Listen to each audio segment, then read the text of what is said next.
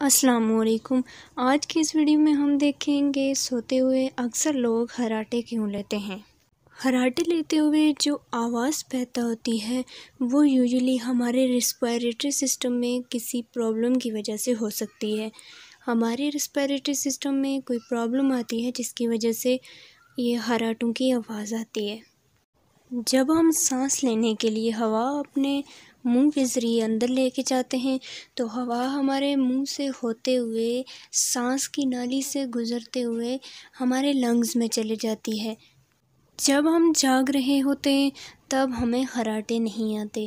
ایسا اس لیے ہوتا ہے کیونکہ جب ہم جاگ رہے ہوتے ہیں تب ہمارے ریسپیریٹری سسٹم میں جو صحیح وائڈ والی جگہ ہوتی ہے جس سے ہوا صحیح سموتھ صحیح آسانی سے گزر سکتی ہے اور آسانی سے ہمارے منہ سے باہر بھی آ سکتی ہے، اس لیے ہمیں کوئی آواز محسوس نہیں ہوتی جب ہم جاگ رہے ہوتے ہیں۔ اور جب ہم سوتے ہیں تو ہمیں خراٹوں کی آواز آتی ہے۔ ایسا کیوں ہوتا ہے؟ اس کے پیچھے بہت ساری وجہ ہیں، اور یہ جو خراٹے لینے کا عمل ہوتا ہے یہ کچھ ہی لوگوں میں ہوتا ہے، موسٹلی لوگوں میں ایسا نہیں ہوتا۔ اور خراٹے جو ہوتے ہیں یہ منہ کی اناٹمی کی وجہ سے ہو سکتے ہیں، اور جو لوگ زیادہ الکوہل کا استعمال کرتے ہیں اس کی وجہ سے ہو سکتے ہیں، کسی الرجیز کی وجہ سے ہو سکتے ہیں، زیادہ سردی کی وجہ سے ہو سکتے ہیں، اور ایک بہت امپورٹنٹ چیز، اگر آپ کا ویٹ بہت زیادہ ہے تب آپ کو خراٹے آ سکتے ہیں۔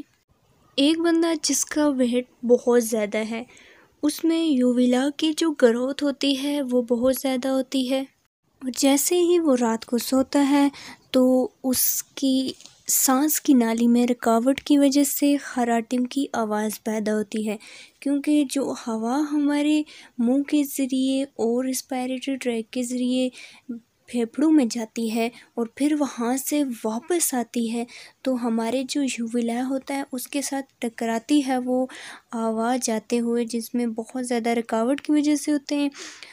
اس سے آپ کو سنور کی آواز یا پھر ہم کہہ سکتے ہیں خراٹوں کی آواز پیدا ہوتی ہے۔ اور جو لوگ بالکل سیدھا سوتے ہیں تو ان میں بھی خراٹوں کا یہ عمل دیکھا گیا ہے۔ ان لوگوں کو ان خراٹوں کے عمل سے بچنے کے لیے چاہیے کہ وہ یا پھر لیفٹ سائڈ پہ سوئیں یا پھر رائٹ سائڈ پہ۔ کچھ لوگوں میں یہ سنور کا عمل بہت زیادہ ہوتا ہے جس کی وجہ سے نہ صرف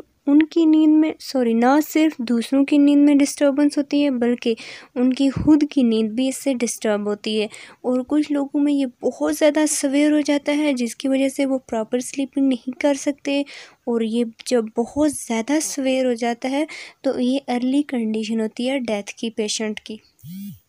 بٹ موسٹلی ایسا نہیں ہوتا کہ کسی کو خراٹوں کی وجہ سے ڈیتھ ہو جائے، یہ بہت زیادہ ریئر چانسز ہوتے ہیں۔ آپ کو اگر ڈسٹربنس ہوتی ہے اپنی سلیپنگ میں آپ اپنی سائڈ چینج کر کے لیفٹ سائڈ پہ یا رائٹ سائڈ پہ سو سکتے ہیں، جس کی وجہ سے آپ کو کمفرٹیبل فیل ہوگا۔